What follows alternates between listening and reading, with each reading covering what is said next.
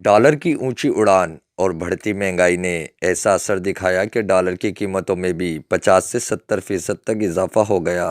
گڑیا ہو یا کار، پیانو ہو یا گٹار، تمام کھلونوں کی اضافی قیمتوں کے سبب والدین بچوں کو کھلونے دلانے سے قاصر اور بچے اداس۔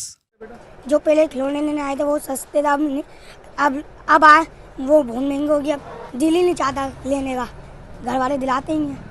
مہنگے داموں کھلونوں کی فروخت پر مایوسی کا اظہار کرتے بچوں کا کہنا ہے کہ من پسند کھلونے کافی مہنگے ہو گئے ہیں اور اب ان کی خریداری نہ ہونے کے سبب اداسی ہو رہی ہے، خالی ہاتھ گھر پر واپس لوٹنا پڑ رہا ہے۔